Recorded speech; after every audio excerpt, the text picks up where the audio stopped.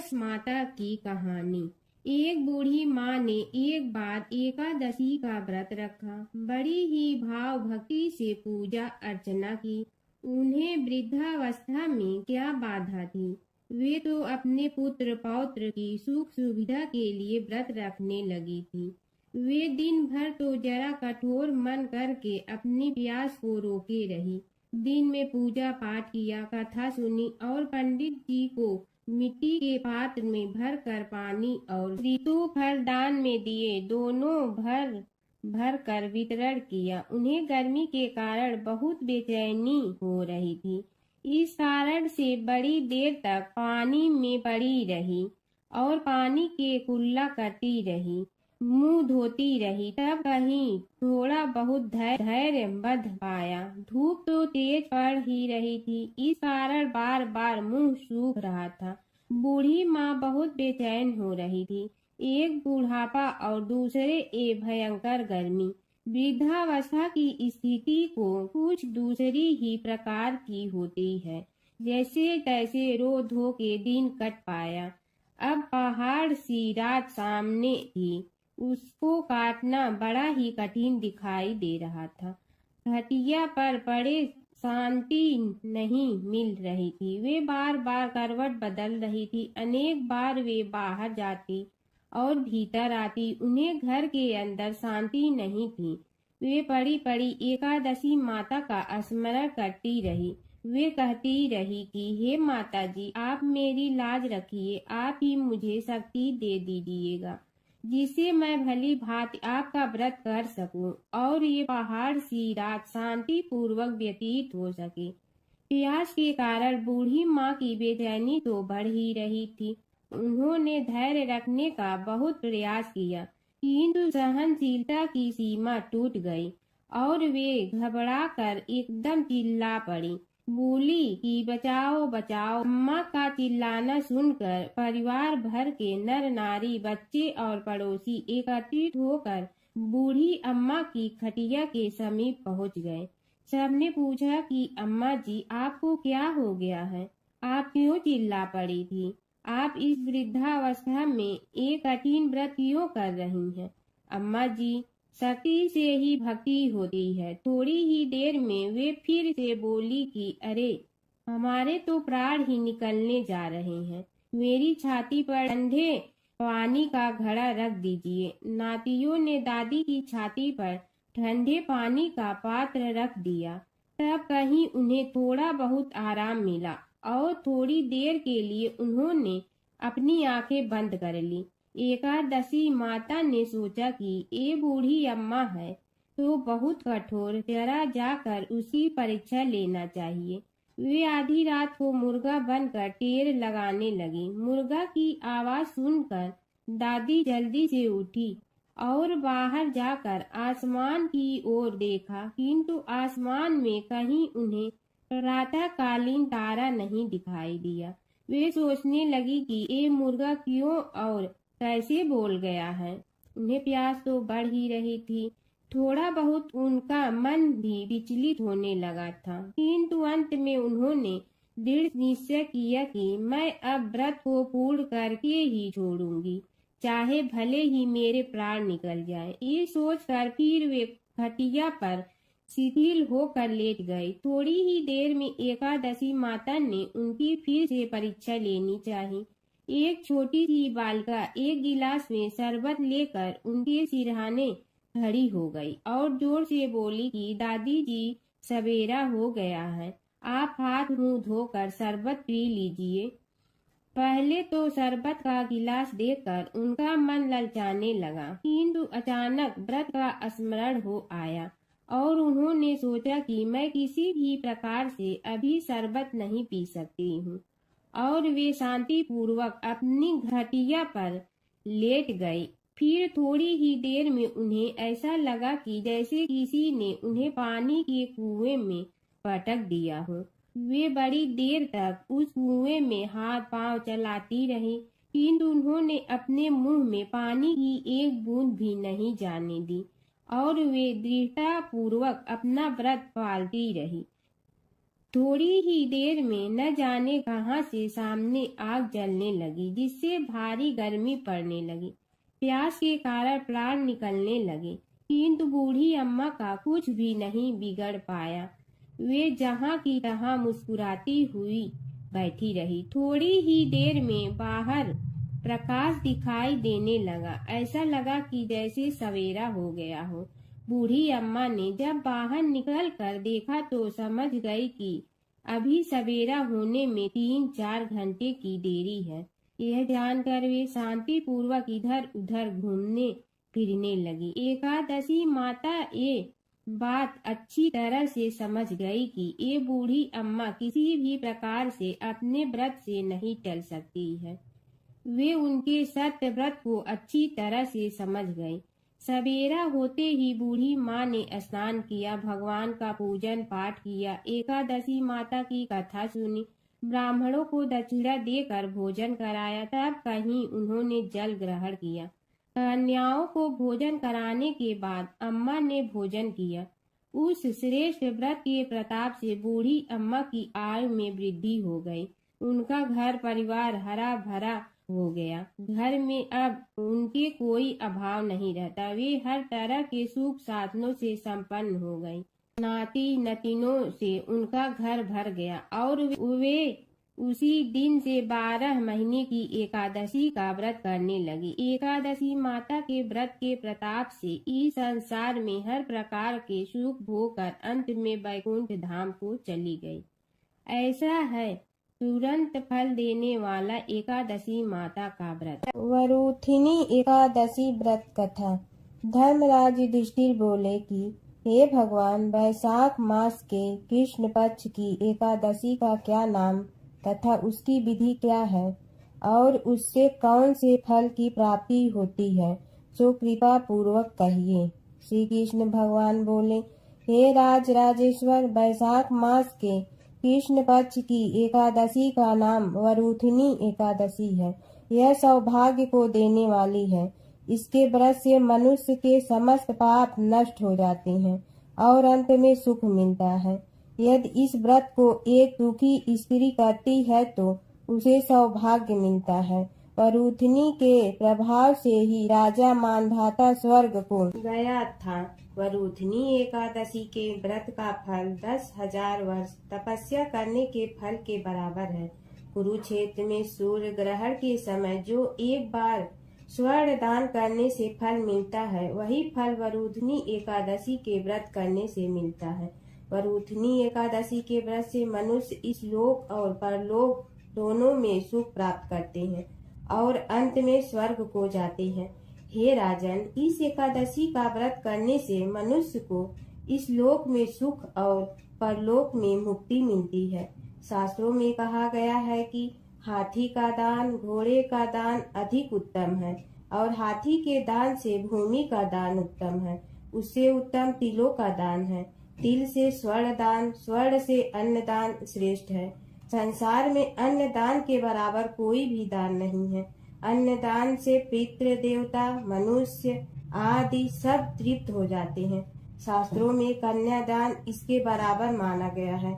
वरूथिनी एकादशी के व्रत के अन्न तथा कन्यादान का फल मिलता है। जो मनुष्य लोभ के वश में होकर कन्या का धन ले लेते हैं, वे प्रलय के अंत तक नरक में पड़े रहते हैं या उनको अगले जन्म में विलाप का जन्म ग्रहण करना पड़ता है।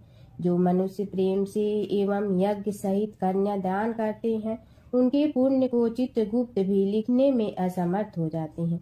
जो मनुष्य वरूथिनी एकादशी का व्रत करते हैं, उनको कन्यादान का फल मिलता है। वरूथिनी एकादशी का व्रत करने वाले को दशमी के दिन से निम्नलिखित वस्तुओं का त्याग करना चाहिए। कांसे के बर्तन में भोजन करना, मांस, मसूर की दाल, चना, कोदो, साग, मधु, दूसरे का अन्न, दूसरी बार भोजन करना। दिन जुआ नहीं खेलना चाहिए तथा शयन नहीं करना चाहिए। उस दिन पान खाना, दातून करना, दूसरे की निंदा करना तथा चुगली खाना और पापियों के साथ बातचीत भी नहीं करनी चाहिए। उस दिन क्रोध करना, झूठ बोलना त्याग देना चाहिए। इस व्रत में नमक, तेल तथा अन्न वर्जित है। हे राजन, जो मनुष्य इस एकादशी का विधि पूर्वक व्रत करते हैं उनको स्वर्ग लोक की प्राप्ति होती है। अतः मनुष्य को पापों से डरना चाहिए और जो मनुष्य यमराज से डरते हैं उनको इस वरुधनी एकादशी का विधि पूर्वक व्रत करना चाहिए। इस व्रत के महात्म्य को पढ़ने से 1 सहस्त्र गौदान का फल प्राप्त होता है। इसका फल गंगा स्नान करने के फल से भी अधिक है। दूसरी कथा। प्राचीन समय में नर्मदा नदी के किनारे मानधाता नाम के राजा रहते थे। राजा का धर्म निभाने के साथ ही वह जप तप करते रहते थे, साथ ही प्रजा के प्रति दया भाव रखते थे। एक बार वह तपस्या में लीन थे तो एक भालू ने उनका पैर चबा लिया और राजा को जंगल की ओर खींच कर ले गया। तब राजा ने विष्णु भगवान से प्रार्थना की। भक्त की पुकार सुनकर विष्णु भगवान ने अपने चक्र से भालू को मार डाला, लेकिन राजा का पैर भालू ने नोच कर खा लिया था। इस बात का राजा को बहुत दुख था। राजा को दुखी देखकर विष्णु भगवान ने कहा कि राजन, भालू ने जो तुम्हारा पैर काटा है वह तुम्हारे पूर्व जन्म का पाप है, जिसकी सजा तुम्हें इस जन्म में भुगतनी पड़ रही है। राजा ने इससे मुक्ति पाने का उपाय पूछा तो भगवान विष्णु ने कहा कि राजन, तुम मेरी वाराह अवतार मूर्ति की पूजा वरुधनी एकादशी का व्रत धारण करके करो। इससे तुम्हारे पाप कट जाएंगे और व्रत के प्रभाव से दोबारा अंगों वाले हो जाओगे। इसके बाद राजा ने वरुधनी एकादशी का व्रत धारण किया तो उनका पैर भी सही हो गया। एक समय की बात है, एक नगर में एक बहुत धनी श्रेष्ठ रहता था। उसके पास धन धान की कोई कमी नहीं थी, लेकिन वह बहुत कंजूस और कठोर स्वभाव का था। न वह दान करता था, न किसी गरीब की मदद करता था। उसी नगर में एक गरीब ब्राह्मण रहता था। वह रोज सुबह उठकर भगवान विष्णु स्मरण करता, वैशाख मास में स्नान करता और अपनी क्षमता के अनुसार थोड़ा बहुत दान जरूर करता। एक दिन उस ब्राह्मण ने सोचा, मेरे पास देने के लिए कुछ नहीं, फिर भी मैं श्रद्धा से 1 लोटा जल किसी प्यासे को दूंगा। वह प्रतिदिन नदी से जल भरकर रास्ते में आने जाने वालों को पिलाने लगा। उसकी इस सेवा भावना से भगवान विष्णु बहुत प्रसन्न हुए। दूसरी ओर वह सेठ अपने धन के घमंड में किसी को कुछ नहीं देता था। समय बीता और दोनों की मृत्यु हो गई।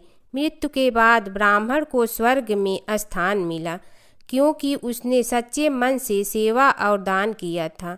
वही सेठ को नरक की यातनाएं सहनी पड़ी, क्योंकि उसने कभी दया या दान नहीं किया। कुछ समय बाद सेठ को अपनी गलती का एहसास हुआ और उसने प्रार्थना की, हे प्रभु, मुझे एक और अवसर दें। भगवान विष्णु ने उसकी प्रार्थना सुनकर कहा, धन से नहीं, मन से किया गया दान ही श्रेष्ठ होता है।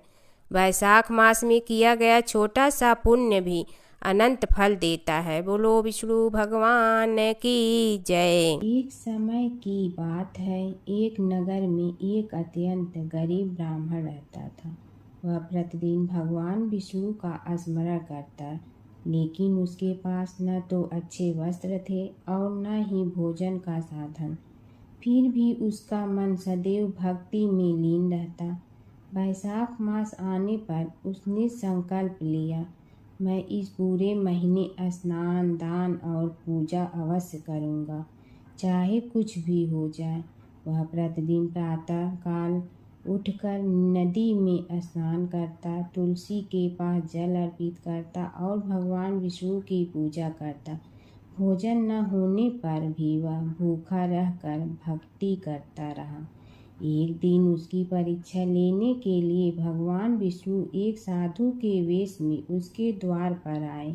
उन्होंने कहा, हे ब्राह्मण, मुझे बहुत भूख लगी है, क्या तुम मुझे कुछ भोजन दे सकते हो? ब्राह्मण के पास केवल थोड़ा सा अन्न बचा था जो उसने अपने लिए रखा था, लेकिन उसने बिना सोचे वह सारा अन्न उस साधु को दे दिया और स्वयं भूखा रह गया। उसकी निस्वार्थ सेवा और सच्ची भक्ति देखकर भगवान विष्णु अत्यंत प्रसन्न हुए। वे अपने वास्तविक स्वरूप में प्रकट हुए और बोले, हे भक्त, तुम्हें सच्ची भक्ति और दान का आदर्श प्रस्तुत किया है। मैं तुम्हें धन, सुख और मोक्ष का वरदान देता हूँ। इसके बाद ब्राह्मण का जीवन बदल गया। उसके घर में धन धान की वर्षा होने लगी और वह सुखपूर्वक जीवन बिताने लगा। अंत में उसे मोक्ष की प्राप्ति हुई। एक समय की बात है, एक नगर में एक बहुत ही गरीब वृद्ध महिला रहती थी। उसके पास न धन था न कोई सहारा, लेकिन उसके मन में भगवान के प्रति अटूट श्रद्धा थी। वैशाख मास आते ही वह प्रतिदिन प्रातः उठकर नदी में स्नान करती, पीपल के वृक्ष को जल चढ़ाती और भगवान विष्णु का नाम जपती। उसकी पड़ोसन बहुत धनी थी, परंतु उसे इन धार्मिक कार्यों में कोई रुचि नहीं थी। वह अक्सर उस वृद्धा का मजाक उड़ाती और कहती, इतनी गरीबी में भी तू ये सब करती है, इससे क्या मिलेगा? वृद्धा मुस्कुरा कर कहती, भगवान सब देखते हैं, समय आने पर फल अवश्य देंगे। एक दिन वैशाख मास के अंतिम दिनों में भगवान ने वृद्धा की भक्ति की परीक्षा लेने का विचार किया। वे एक साधु का रूप धारण कर उसके घर पहुँचे और भोजन मांगा। वृद्धा के पास खाने के लिए केवल थोड़ा सा आटा और पानी था। उसने बिना सोचे वही साधु को प्रेम से खिला दिया और खुद भूखी रह गई। साधु भगवान उसकी सच्ची भक्ति से अत्यंत प्रसन्न हुए। उन्होंने अपना असली रूप दिखाकर कहा, हे माता, तुमने सच्चे मन से सेवा की है, इसलिए मैं तुम्हें वरदान देता हूँ कि तुम्हारे घर में कभी धन धान्य की कमी नहीं होगी। इतना कहकर भगवान अदृश्य हो गए। अगले ही दिन से वृद्धा के घर में सुख समृद्धि आने लगी। यह देखकर पड़ोसन को अपनी गलती का एहसास हुआ। वह भी वैशाख मास में स्नान, पूजा और दान करने लगी। भगवान विष्णु और नारद की कथा। एक बार नारद मुनि जी ने भगवान विष्णु जी से पूछा, हे भगवान, आपका इस समय सबसे प्रिय भक्त कौन है? अब विष्णु तो भगवान हैं, सो झट से समझ गए अपने भक्त नारद मुनि की बात और मुस्कुरा कर बोले, मेरा सबसे प्रिय भक्त उस गांव का एक किसान है। यह सुनकर नारद मुनि जी थोड़ा निराश हुए और फिर से एक प्रश्न किया, हे भगवान, आपका बड़ा भक्त तो मैं हूँ, तो फिर सबसे प्रिय क्यों नहीं? भगवान विष्णु जी ने नारद मुनि जी से कहा, इसका जवाब तो तुम खुद ही दोगे।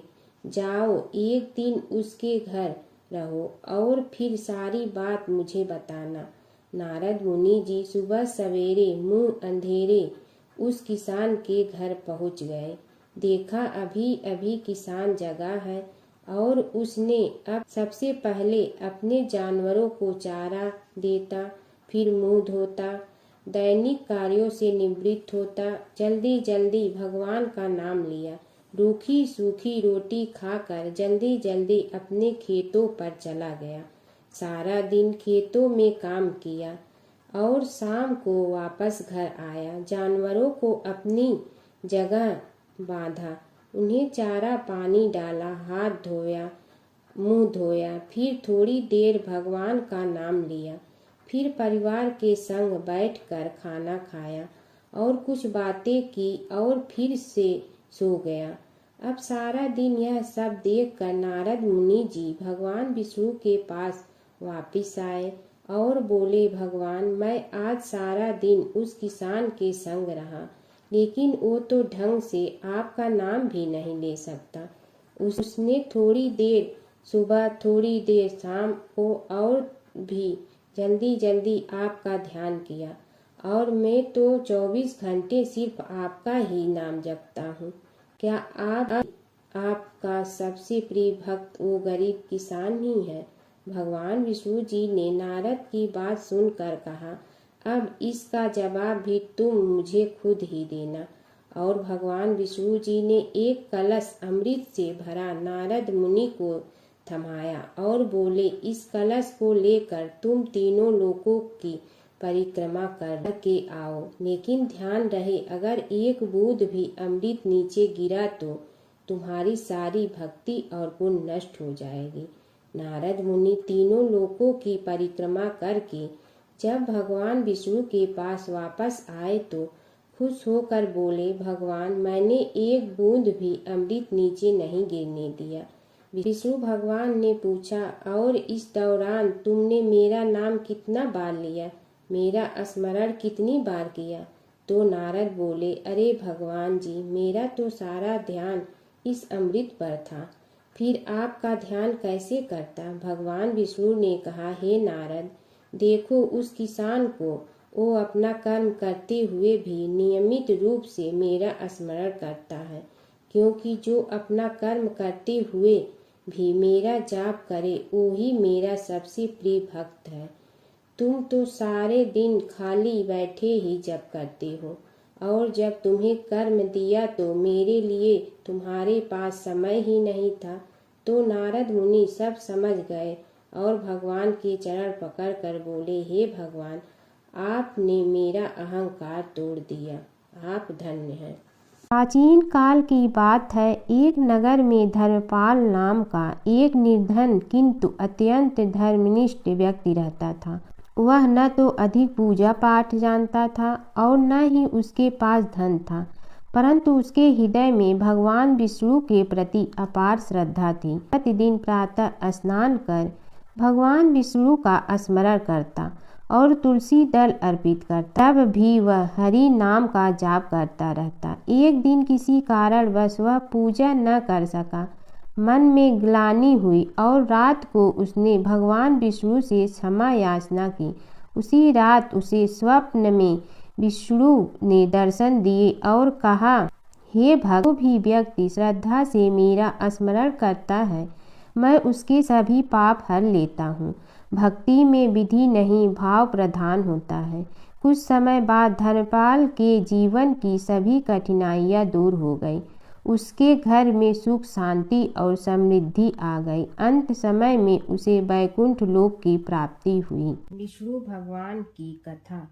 एक नगर में एक सेठ व एक सेठानी रहते थे और सेठानी रोज विष्णु भगवान की पूजा करती थी।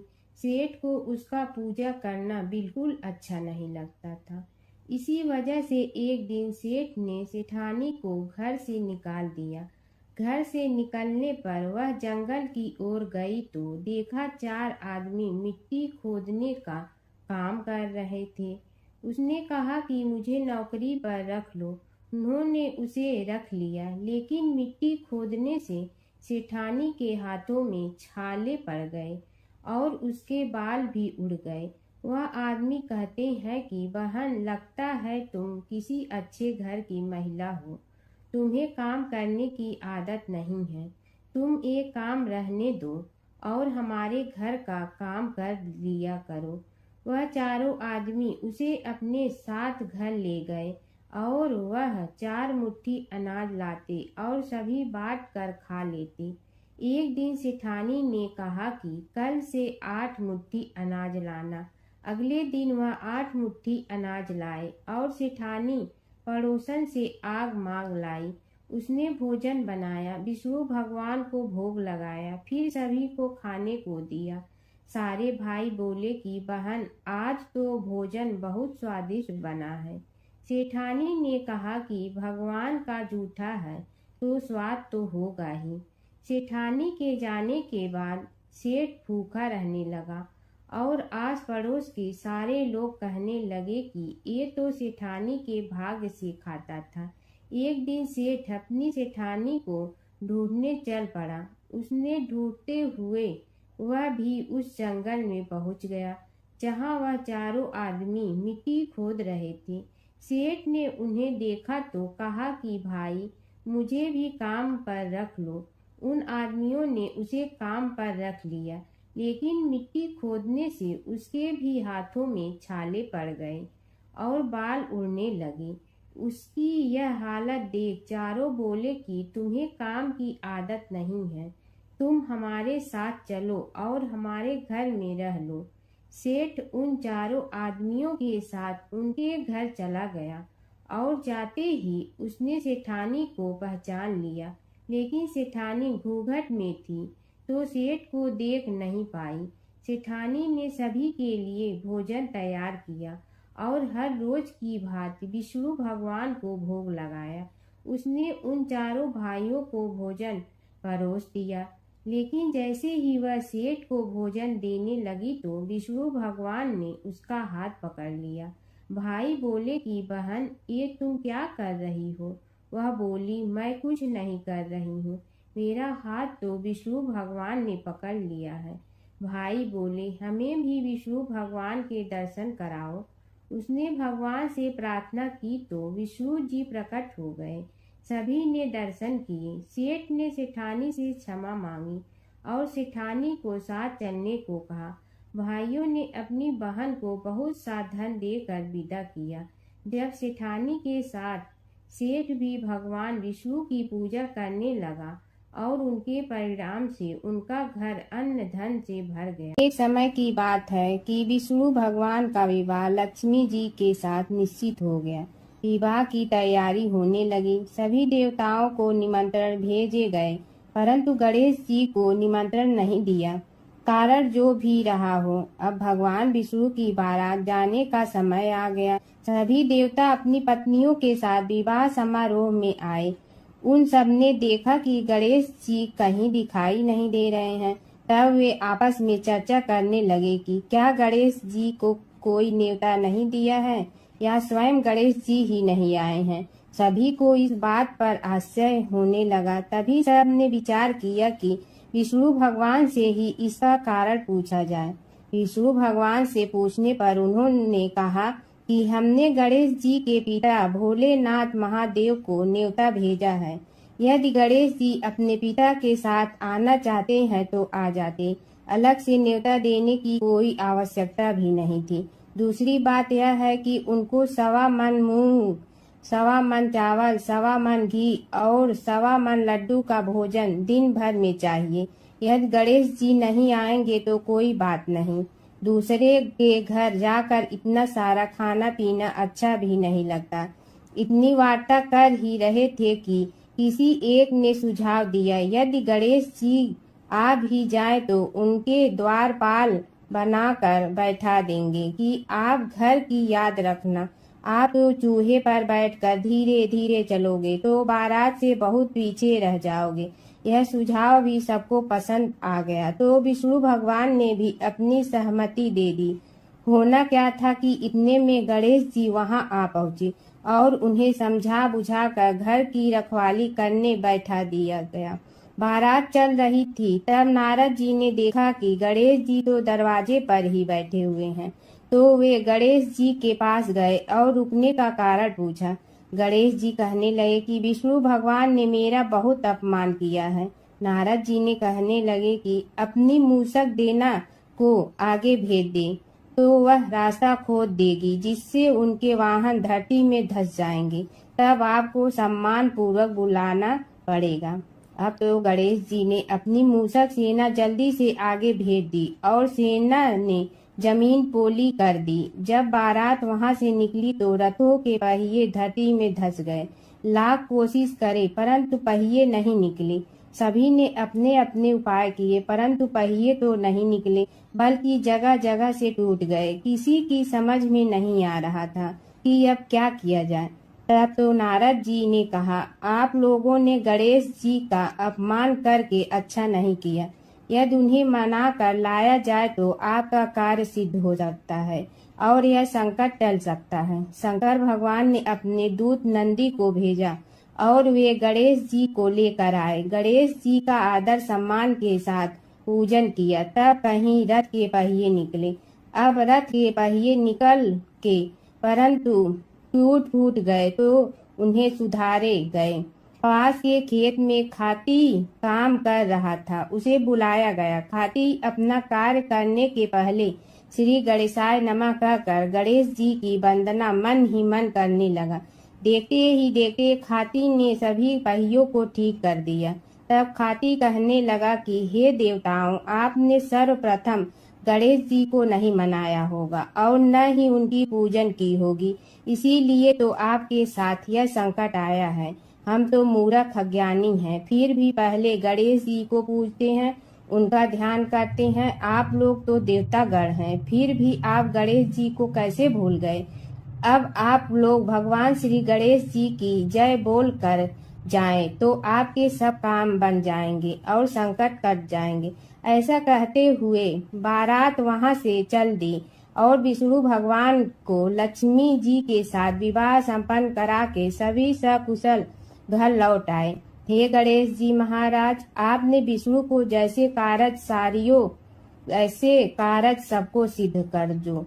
बोलो गजानन भगवान की जय। गणेश और बुढ़िया माई की कथा। एक बुढ़िया थी, वह बहुत ही गरीब और दृष्टिहीन थी। उसके एक बेटा और बहू थे। वह बुढ़िया सदैव गणेश जी की पूजा किया करती थी। एक दिन गणेश जी प्रकट होकर उस बुढ़िया से बोले, बुढ़िया माँ, तू जो चाहे सो मांग ले। बुढ़िया बोली, मुझे तो मांगना नहीं आता, कैसे और क्या मांगूं? तब गणेश जी बोले, अपने बहू बेटे से पूछ कर मांग ले। तब बुढ़िया ने अपने बेटे से कहा, गणेश जी कहते हैं तू कुछ मांग ले, बता मैं क्या मांगूं? पुत्र ने कहा, माँ तू धन मांग ले। बहू से पूछा तो बहू ने कहा, नाती मांग ले। तब बुढ़िया ने सोचा कि ये तो अपने अपने मतलब की बात कर रहे हैं, अतः उस बुढ़िया ने पड़ोसन से पूछा तो उन्होंने कहा, बुढ़िया तू तो थोड़े दिन जियोगी, क्यों तू धन मांगो और क्यों नाती मांगे? तू तो अपनी आँखों की रोशनी मांग ले, जिससे तेरी जिंदगी आराम से कट जाए। इस पर बुढ़िया बोली, यदि आप प्रसन्न है तो मुझे 9 करोड़ की माया दे, निरोगी काया दे, अमर सुहाग दे, आँखों की रोशनी दे, नाती दे, पोता दे और सब परिवार को सुख दे और अंत में मोक्ष दे। यह सुनकर तब गणेश जी बोले, बुढ़िया माँ, तुमने तो हमें ठग लिया, फिर भी जो तूने मांगा है वचन के अनुसार सब तुझे मिलेगा। और यह कहकर गणेश जी अंतर ध्यान हो गए। उधर बुढ़िया माँ ने जो कुछ मांगा वह सब कुछ मिल गया। हे गणेश जी महाराज, जैसे तुमने उस बुढ़िया माँ को सब कुछ दिया वैसे ही सबको देना। बुढ़िया माई को मुक्ति दी तुलसी माता की कथा।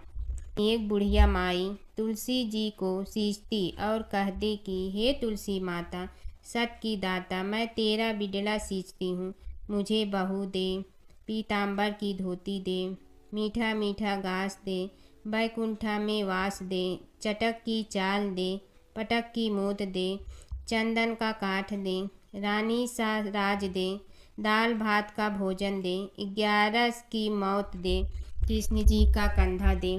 तब तुलसी माता यह सुनकर सूखने लगी तो भगवान ने पूछा कि हे तुलसी, तुम क्यों सूख रही हो? तुलसी माता ने कहा कि एक बुढ़िया रोज आती है और यही बात कह जाती है, मैं सब बात तो पूरा कर दूंगी, लेकिन कृष्ण का कंधा कहाँ से लाऊंगी? तो भगवान बोले, जब वो मरेगी तो मैं अपने आप कंधा दे आऊँगा, तू बुढ़िया माई से कह देना। जब बुढ़िया माई मर गई, सब लोग आ गए। जब माई को ले जाने लगे तो वह किसी से न उठी। तब भगवान एक 12 बरस के बालक का रूप धारण करके आए।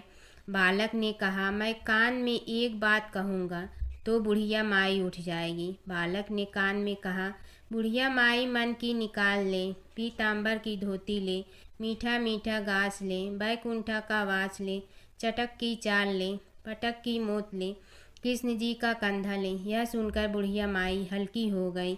भगवान ने कंधा दिया और बुढ़िया माई को मुक्ति मिल गई। हे तुलसी माता, जैसे बुढ़िया माई को मुक्ति दी वैसे सबको देना। प्राचीन काल की बात है। नैमिषारण्य क्षेत्र में ऋषि, महर्षि और साधु संतों का समाज जुड़ा था। उसमें श्री सूत जी भी विद्यमान थे।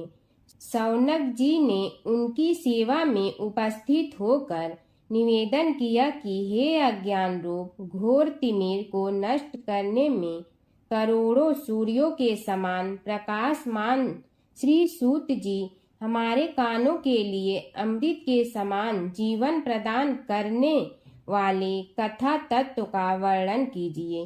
हे सूत जी, हमारे हृदयों में ज्ञान के प्रकाश की वृद्धि तथा भक्ति, वैराग्य और विवेक की उत्पत्ति जिस कथा से हो सकती हो वह हमारे प्रति कहने की कृपा कीजिए।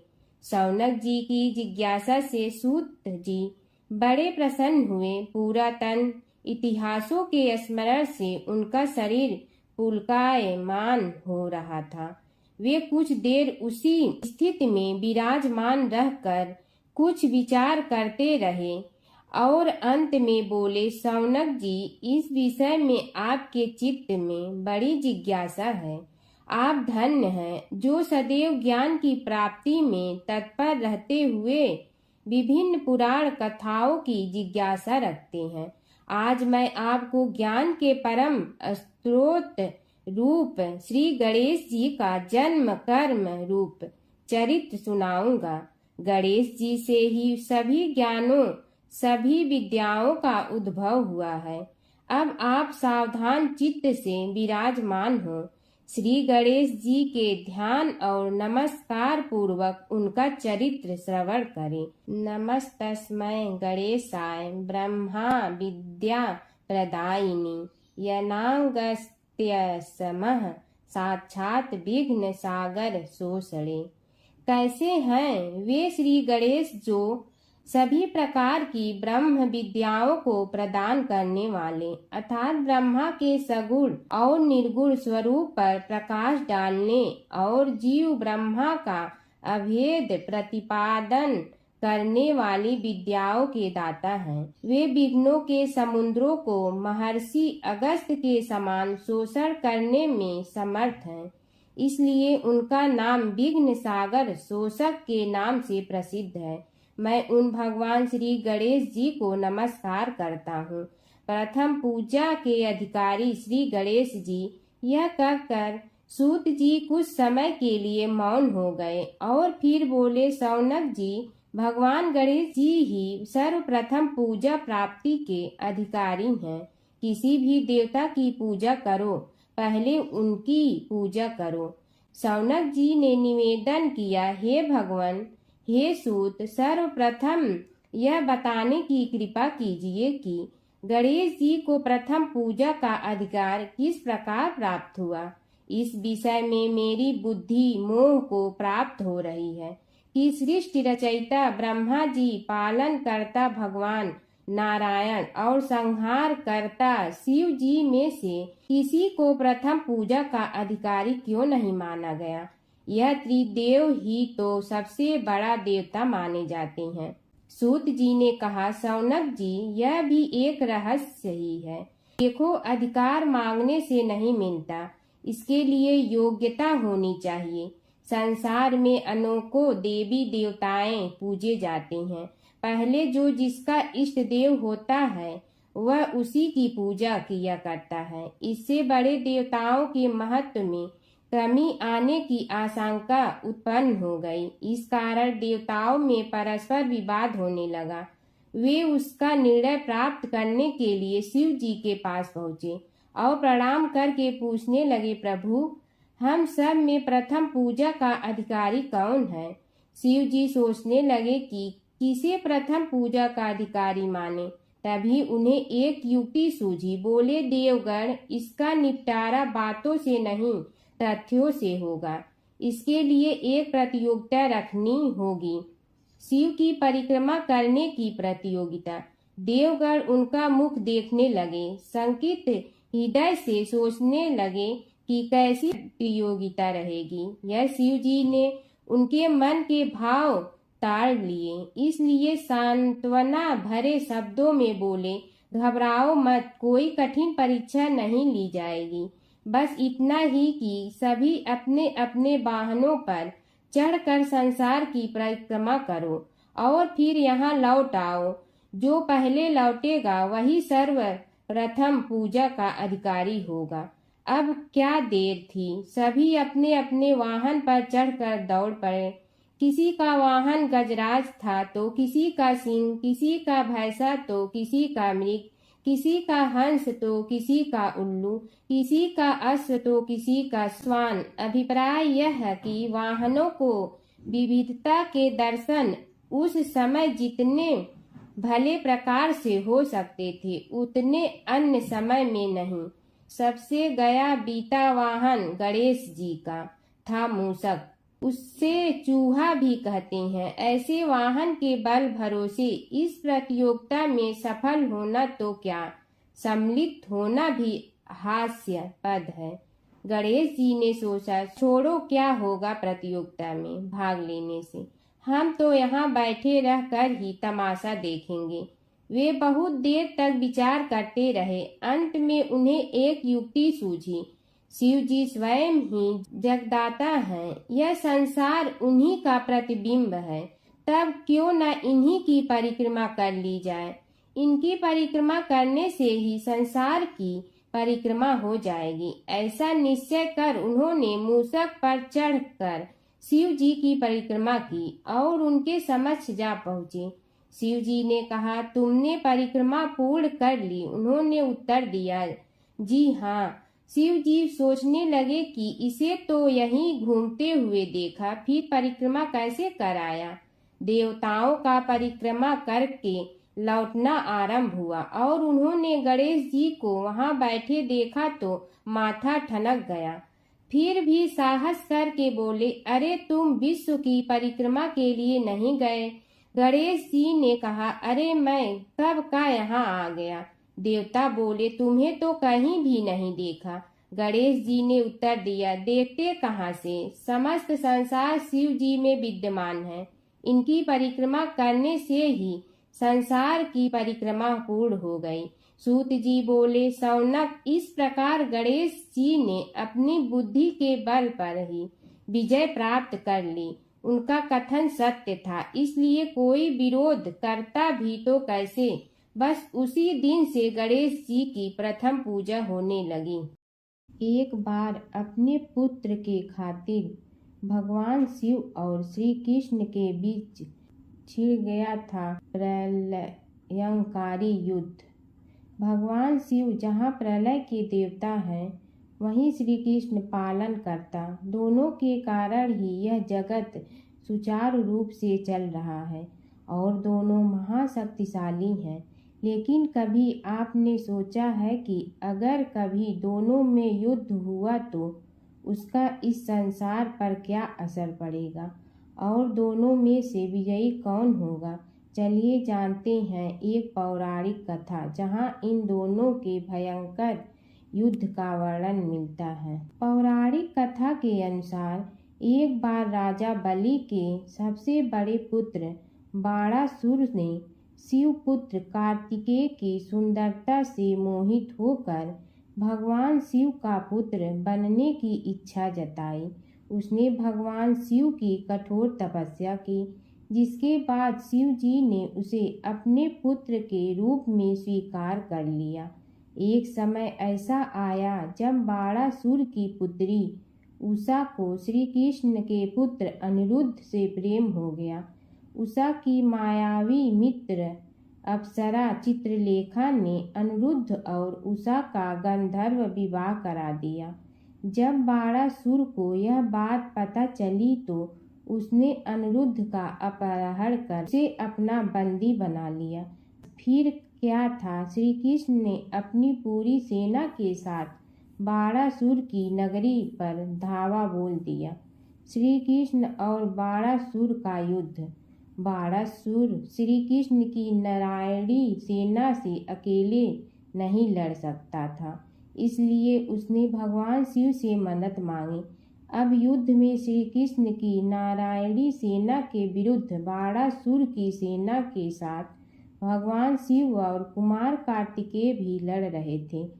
युद्ध इतना भयानक था कि एक पल को लगा कि भगवान शंकर ने अग्निशस्त्र से गरुड़ पर सवार श्री कृष्ण, बलराम और प्रद्युम्न मारे गए।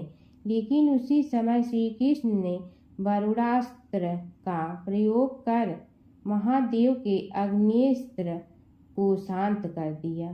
फिर शिव जी के अस्त्रों के जवाब में श्री कृष्ण ने वैष्णवास्त्र का प्रयोग किया, जिससे संपूर्ण जगत अंधकार में डूब गया। गुस्से में भगवान शंकर ने 4 पंखा वाला बाण अपने हाथ में ले लिया तो श्री कृष्ण ने जीभरास्त्र उठाया। इस तरह यह युद्ध समय के साथ विकराल हो गया और इस युद्ध से समस्त सृष्टि में हाहाकार मच गया। तब ब्रह्मा जी को युद्ध रोकने आना पड़ा। उन्होंने दोनों को सारी स्थिति स्पष्ट की कि किस प्रकार उनके युद्ध से संसार का विनाश हो रहा है।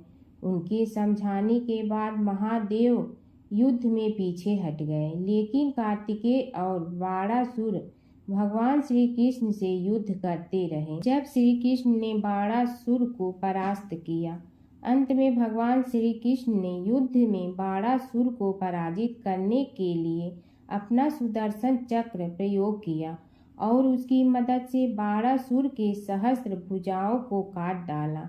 जैसे ही श्री कृष्ण अपने चक्र से उसका वध करने लगे, कार्तिकेय के साथ महादेव वहां फिर से पहुंच गए, लेकिन इस बार उन्होंने युद्ध करने के बजाय श्री कृष्ण से बाणासुर को माफ करने का अनुरोध किया।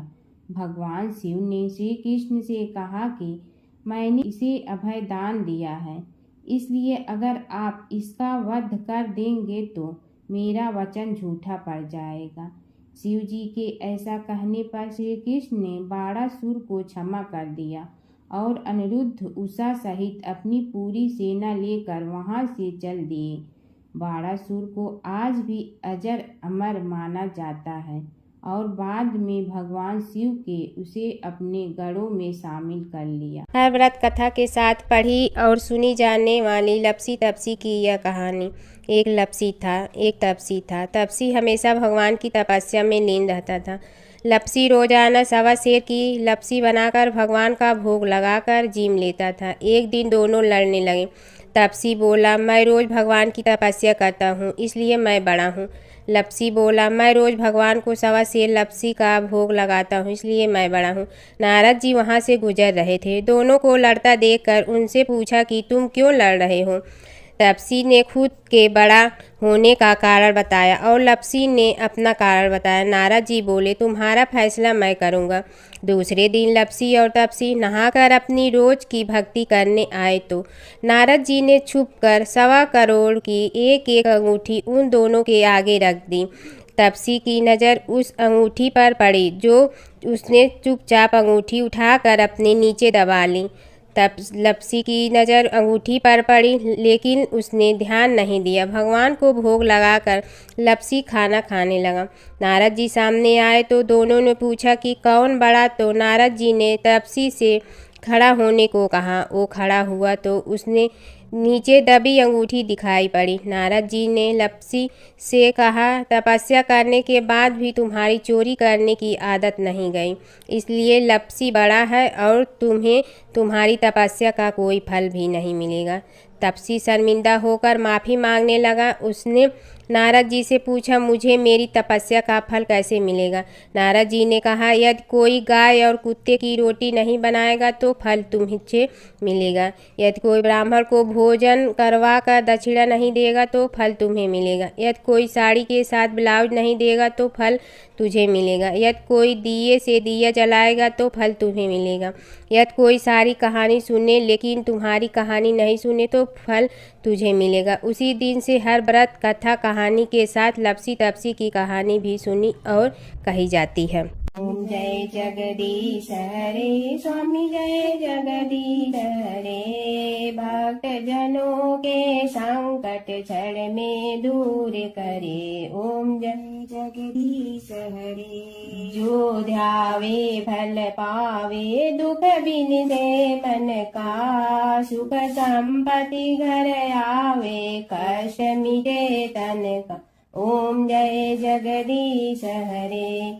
मात पिता तुम मेरे शरण कहूँ किसकी। तुम विनय और न दूजा आस करूँ जिसकी। ओम जय जगदीश हरे। तुम पूर्ण परमात्मा तुम अंतर्यामी। पार ब्रह्म परमेश्वर तुम सबके स्वामी। ओम जय जगदीश हरे। तुम बिंदा के सागर तुम पालन करता। मैं मूर्ख कल काम कृपा करो भरता। ओम जय जगदीश हरे। तुम हो ये कय गोचर सबके प्राणपति। किस विधि मिलूं दया में तुमको मैं कुमति। ओम जय जगदीश हरे। दीन बंधु दुख हरता तुम रक्षक मेरे। अपने हाथ उठाओ द्वार पड़ा तेरे। ओम जय जगदीश हरे। विषय विकार मिटा पाप हरो देवा। श्रद्धा भक्ति बढ़ाओ संतन की सेवा। ओम जय जगदीश हरे। तन मन धन सब तेरा स्वामी सब कुछ है तेरा। तेरा तुझको अर्पण क्या लागे मेरा। ओम जय जगदीश हरे। जय जगदीश हरे स्वामी जय जगदीश हरे। भक्त जनों के संकट क्षण में दूर करे। ओम जय जगदीश हरे स्वामी जय जगदीश हरे।